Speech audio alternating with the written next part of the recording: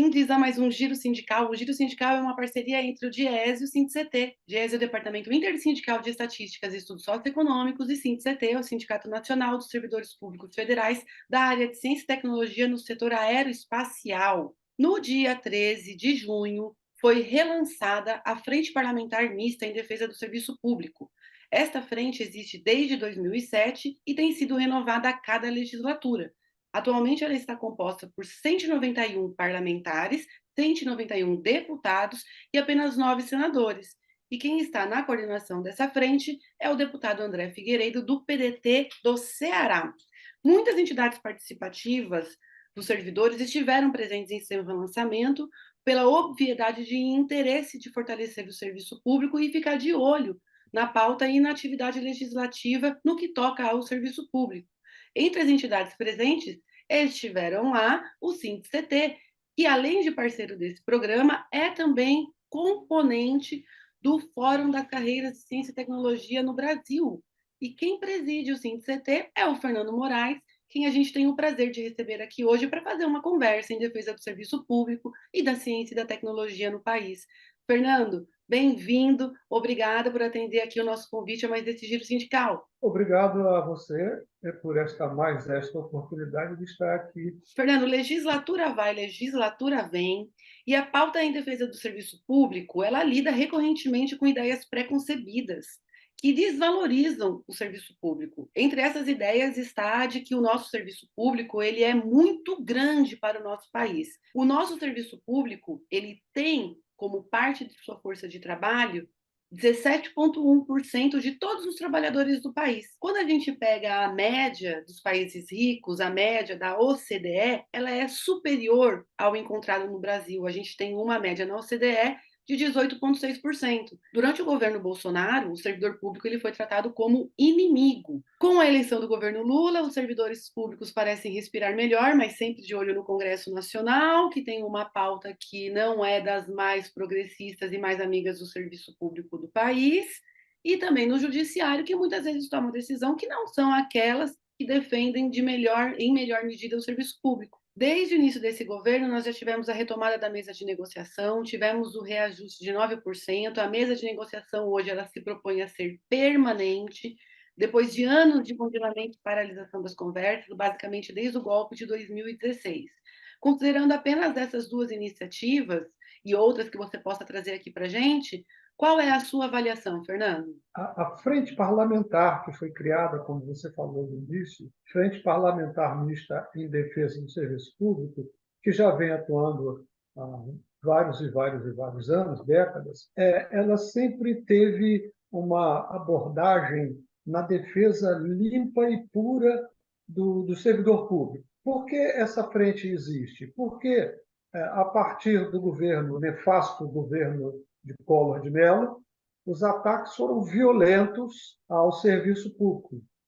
Fomos chamados de marajás, no governo de FHC fomos chamados de vagabundos. Essa frente, então, num determinado momento, foi criada por parlamentares, na época o deputado Isalci era um dos envolvidos, depois ele criou também a Frente em Defesa da Ciência e Tecnologia, mas outros parlamentares se envolveram fortemente. E a busca é nesta defesa, em consolidar a importância do serviço público. Embora o índice que você aponte de 17, alguma coisa contra 18, alguma coisa na média dos países da OCDE, lembrando que tem o peso negativo dos Estados Unidos, que o serviço público para eles é o mesmo que se pensa o pessoal do grupo neoliberal, do pessoal de direita e de ultradireita, ele deu um peso muito grande nessa pesquisa, nesse levantamento. Mas, se você pegar países onde a população se sente atendida, eles têm uma condição, um proporcional muito maior. Então, o serviço público é essencial para uma nação. A reforma da Previdência de 2019 penalizou tanto os servidores públicos quanto os trabalhadores do setor privado. Você avalia que a reforma lá fez com que servidores antecipassem a aposentadoria? E se isso aconteceu, houve substituição desses servidores? Ou seja, se isso aconteceu, enfraqueceu ainda mais o serviço público, não? A reforma da Previdência foi uma reforma imposta pelas correntes neoliberais, patronais, bancos, empresas de seguridade social. Eles impulsionaram esta reforma da Previdência. Realmente, ao se começar a discussão e a apresentação, a toca de caixa, porque foi a toca de caixa, a reforma da Previdência, ou a emenda à Constituição que reformava a Previdência, os trabalhadores correram para se aposentar, para garantir seus direitos, tanto na iniciativa privada quanto no serviço público. No serviço público, a quantidade de servidores, pelo menos nos locais que eu tenho acesso, foi muito grande, foi extremamente preocupante, porque grupos de trabalho, grupos de pesquisa, grupos de desenvolvimento científico e tecnológico foram ficando sem pessoas, que eles foram embora para se proteger dessa barbárie que foi a reforma da Previdência. E havia um posicionamento ideológico ruim, que é o posicionamento ideológico da direita, da ultradireita, do neoliberalismo, que quer o desmonte do Estado, que quer o fim do Estado que presta serviço à população. O giro sindical volta já.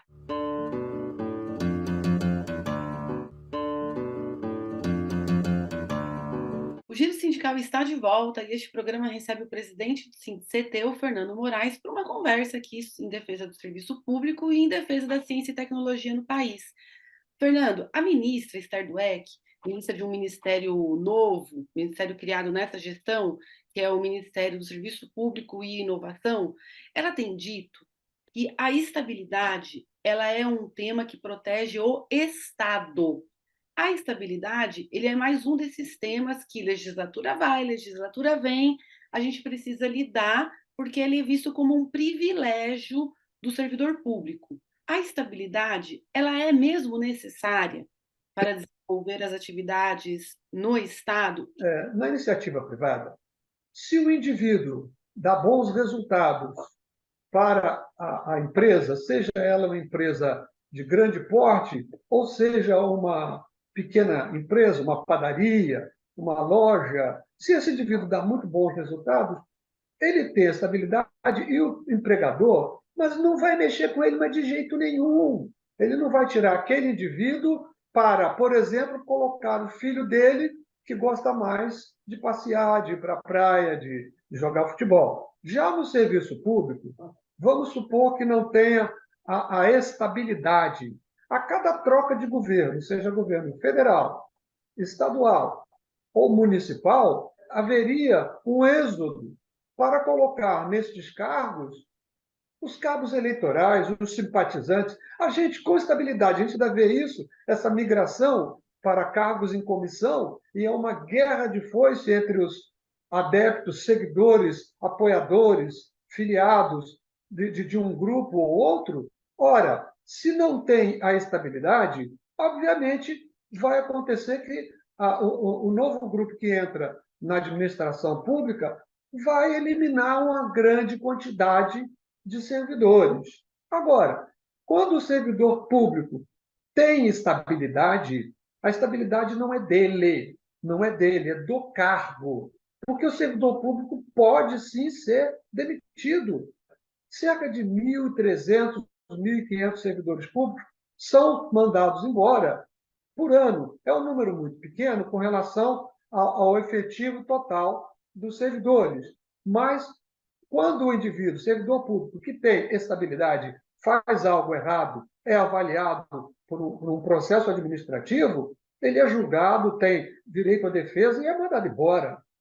E nós temos, sabe, Renata, muitos casos de tentativas de pressionar os servidores públicos para fazerem o que a digníssima autoridade quer. O exemplo mais recente é o caso das joias da mulher do presidente.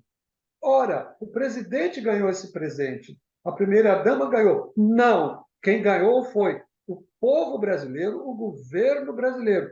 Mas eles fizeram de tudo, o governo Bolsonaro fez de tudo para recuperar em off essas joias. para que não passasse pelo controle aduaneiro, para que não fosse catalogada como um patrimônio da União. Mas o funcionário público, os funcionários públicos da Receita Federal falaram: não, aqui não. E ninguém pôde mexer nesses funcionários. Ou seja, o servidor precisa de estabilidade. E já que mencionamos o tema da estabilidade, é bom lembrar que essa discussão sobre esse tema esteve muito presente quando a PEC 32 de 2020 estava tramitando, ela estava em movimento no Congresso Nacional. Essa é a PEC que foi apelidada de reforma administrativa. Entre outras medidas, a PEC propunha formas de contratação diferentes das atuais, pelas quais os servidores não teriam mais estabilidade. Né? E tinha outras coisas também, tinha outras coisas muito preocupantes, que era dar muito poder para o Poder Executivo tratar os órgãos, inclusive eliminando órgãos inteiros de uma canetada só, cumprindo uma série de atribuições que hoje é do Congresso Nacional. Bom, a PEC 32, a PEC da reforma administrativa, ela não foi votada integralmente, ela não foi ao plenário, mas ela continua lá no Congresso, ela está lá dormindo. Eu penso que o senhor Arthur Lira está usando e vai continuar usando esta PEC como material para negociação. Ele tem que se proteger. Então, essa PEC, primeiro, ela é nefasta para o servidor público, porque ela dá poderes a quem é temporal, que é o caso de um governo. Uma coisa é governo, outra coisa é o Estado.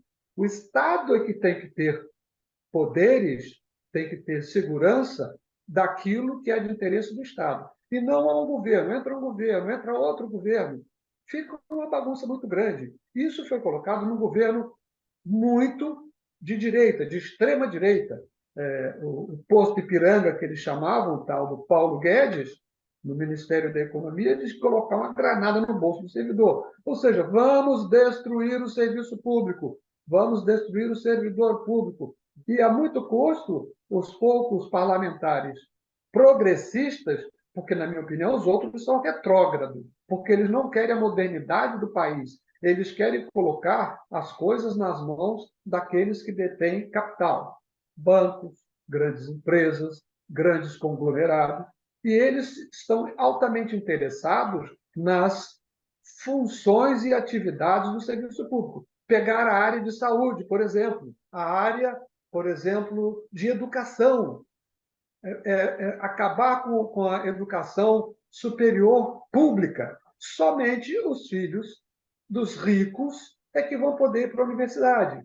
Nós tivemos a votação do novo arcabouço fiscal, que evidenciou uma preocupação dos congressistas muito grande em estabelecer mecanismos de penalidade caso o arcabouço não funcione, ou seja, caso o governo gaste mais do que aquilo que está previsto, ou seja, 70% do crescimento das receitas. Dentre as penalidades que o Congresso Nacional adicionou à proposta que o Executivo enviou, que o Lula e o Haddad enviaram, estão algumas que interferem diretamente com os servidores públicos, que vetam o reajuste de salários, que impedem a abertura de novos concursos públicos. Ficou uma conta a ser paga aí por uma única categoria.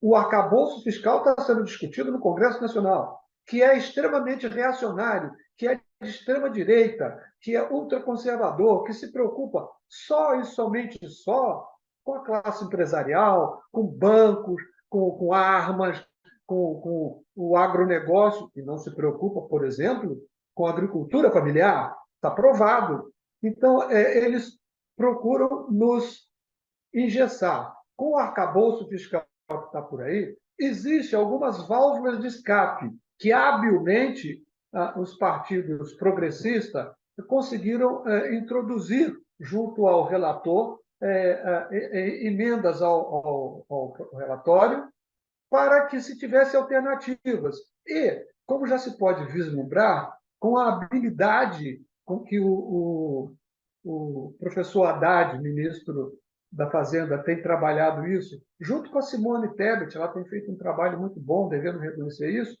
conseguiu-se introduzir algumas válvulas de escape em função tão somente viu, Renata, da capacidade do governo Lula, do presidente Lula e da capacidade de gestão que tem o ministro professor Haddad de articularem com o Congresso. Eles conseguem ter válvula de escape, como eu falei, para que, em função da arrecadação do governo, da forma dos gastos, de estimular a máquina brasileira a funcionar, a máquina vai continuar rodando mais forte cada vez mais, como aconteceu lá atrás, em 2006, 2007, 2008, 2009, que o país resolveu uma série de grandes problemas que o país tinha. Mesmo com esse arcabouço fiscal, Renata, eu acredito que o governo vai conseguir atender aos seus programas sociais, aos seus compromissos de campanha, atender ao funcionalismo, que está há mais de 6 anos sem reajuste. No caso da ciência e tecnologia, as perdas se acumulam em 58%. Então, isso nós vamos continuar brigando, e a ministra Esther, ela já se manifestou, como se manifestou inicialmente na questão do aumento de 9%, que o governo, sem ter um orçamento criado por ele, sem ter dinheiro para nada, através de uma pequena manobra no Congresso Nacional, conseguiu apoio para que se desse uma alternativa para sair daquele pacote anterior, que ainda vigora, inclusive, né? Que é a PEC do fim do mundo, que nos estrangula. Conseguiu-se uma manobra de 240 bilhões, que ele pode atender a alguns programas sociais e salvar 9% de reajuste para o funcionalismo. E este mesmo mecanismo vai continuar existindo para que o funcionalismo e os programas sociais sejam implementados. Giro Sindical volta já.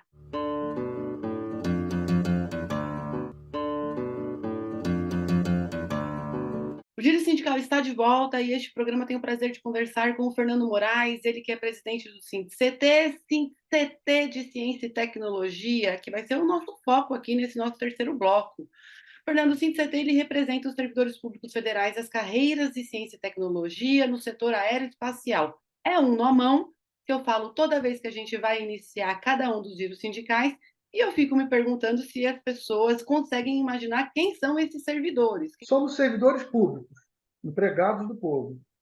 Federais, porque é ligado ao governo federal. Na área de ciência e tecnologia, ou seja, o setor que faz ciência, tecnologia, inovação, pesquisa, desenvolvimento, e no caso do nosso sindicato e a nossa base, a nossa categoria, é do setor aeroespacial. O setor aeroespacial ele é formado por 4 grandes entidades.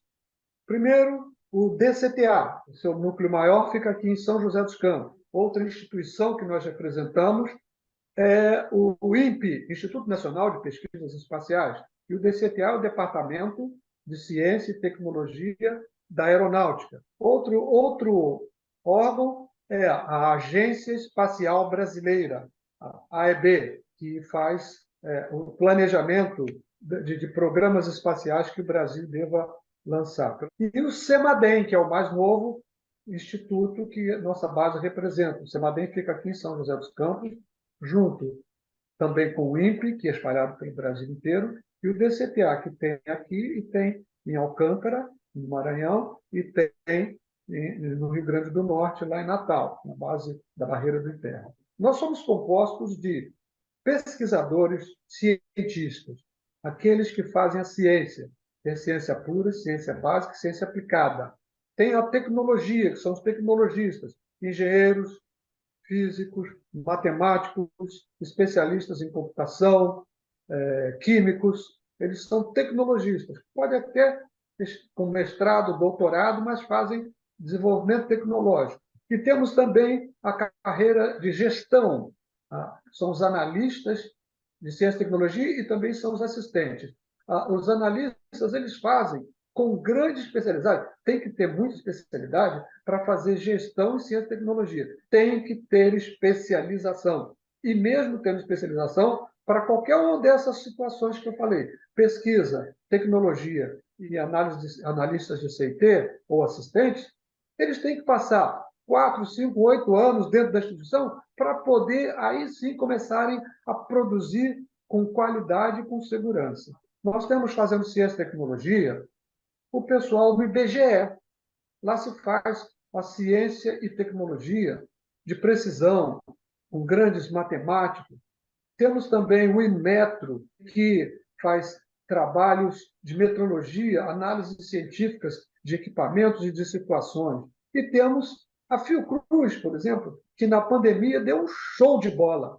Tanto é que uma funcionária dela, a doutora Lízia, é ministra da saúde. E dentro do nosso universo de ciência e tecnologia, nós temos o INCA, Instituto do Câncer, nós temos o CBPF da Física, temos o CNPq, a Comissão de Energia Nuclear, temos o INPA da Amazônia, temos o Museu Guild, temos o pessoal aqui de São Paulo, que é também da área nuclear, que é do IPEM, que é onde se faz a maioria dos radiofármacos do Brasil. Quem está com câncer vai passar pelo medicamento do pessoal de lá, pelo radiofármaco. Nós estamos em 8 ministérios, representados em mais de 40 institutos, agências ou autarquias, e nós estamos sendo representados no Fórum de Ciência e Tecnologia, da qual o SINCT faz parte e atualmente exerce a secretaria, mais de 32 entidades de representação do servidor.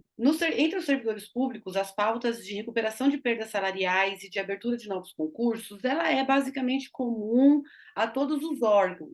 Eu queria que você contasse para a gente se há reivindicações específicas, que essa também, primeiro, compõe aí a pauta da ciência e tecnologia, a pauta do SINCT, do Fórum de Ciência e Tecnologia, e se há também reivindicações específicas somadas a essas. Todos os órgãos e institutos e agências e autarquias do serviço público não tiveram reposição de pessoal ao longo dos tempos. A última que teve, por exemplo, foi em 2014, no CEMADEM, 2014, no DCTA, eu não me lembro, mas teve alguma coisa em 2012. Não tem reposição. Existe uma falta muito grande de pessoas para poder desempenhar as funções. Isso é uma reivindicação. O atual governo, para o Ministério da Ciência e Tecnologia, liberou 814 vagas para serem feitas esse concurso, que o próprio governo e o Ministério entendem que é insuficiente. Mas houve essa manifestação. E o INPE de São José dos Campos foi beneficiado com 138 vagas para pesquisador, tecnologistas e analistas de CT. Infelizmente, ainda não veio para o nível médio, técnico nível médio, que para ciência e tecnologia, Renata, ele não é o nível médio qualquer, ele é altamente especializado. O último ministro da Ciência e Tecnologia foi o autodenominado astronauta Marcos Pontes. E agora nós temos uma engenheira que é a ministra Luciana Santos. Eu queria que você falasse um pouquinho da avaliação da gestão do astronauta Marcos Pontes e de como têm sido as tratativas e quais são as expectativas em relação à ministra Luciana Santos à frente do ministério. Primeiro que o que você e outras pessoas, e ele próprio se denomina astronauta, o astronauta Pontes, eu catalogo como turista espacial. Bem, a administração dele, a gestão dele, enquanto ministro, para mim foi muito ruim. Para todos os nossos colegas do Fórum do CT, para outros colegas espalhados nos institutos, foi terrível. Ele só se preocupou em se promover. O gasto com publicidade foi grande. Colocou uma pessoa que era sócia dele numa empresa, auxiliando ele no ministério. Das 2 vezes que nós conversamos, nós ouvimos, nós, Fórum do CT, ouvimos ele falar assim: não, eu não estou sabendo, nossa, levei uma bola nas costas, nossa, levei mais uma bola nas costas. Isso é papo de ministro? Então, a administração dele foi um desastre. Vamos falar agora da ministra Luciana. A ministra Luciana já tem uma larga experiência em ciência e tecnologia e em gestão. Ela já foi prefeita por 2 vezes da cidade de Olinda, lá em Pernambuco, e foi também secretária do governo estadual. Acontece, o Ministério está todo sucateado, está todo enrolado, todo destroçado, todo confuso. Eles estão, ela, a ministra, o secretário, o Luiz Fernandes, os seus assessores, tem a assessora Elisângela, que faz uma ponte muito boa com o Fórum do CT, estão tentando organizar aquilo, aquela bagunça que foi deixada. Fundiu com o Ministério da Comunicação. Então, ficou o Ministério da Comunicação, Ciência, Tecnologia, Inovação e Comunicação. Trouxe de lá os servidores das comunicações e também a folha de pagamento dos aposentados e pensionistas. Aí, com o governo Lula, separou. Mas o ministro que entrou, ele não quer esse pessoal. Então, o Ministério da Ciência e Tecnologia está agora com 24.000 aposentados e pensionistas pendurados que são ligados ao correio, ligados às coisas das comunicações. E ela não consegue tirar, porque as forças políticas da direita, porque o Ministério das Comunicações está entregue para um partido de direita, de extrema direita, então não consegue se livrar desse problema, que não faz parte do jogo da ciência e tecnologia. E ela tem se esforçado, embora eu admito que eu acho que ela está muito lenta para fazer as coisas, embora também exista um parâmetro que é o governo Lula está tentando resolver o segundo escalão em busca de apoio no Congresso. Porque se ele não tiver apoio no Congresso, ele não consegue implementar os programas sociais que ele quer. Então, esses cargos, essas posições ainda estão em aberto, estão sendo ocupados por pessoas que tiraram foto com Arminha e foto com Bolsonaro. Está lá no Ministério. Fernando, eu queria te agradecer demais pela entrevista. Obrigada mais uma vez pela sua presença. Eu agradeço a oportunidade de, mais uma vez, estar aqui no Giro Sindical e poder falar com uma comunidade tão consciente que é a comunidade que assiste TVT. Claro, seguimos. Tchau, tchau.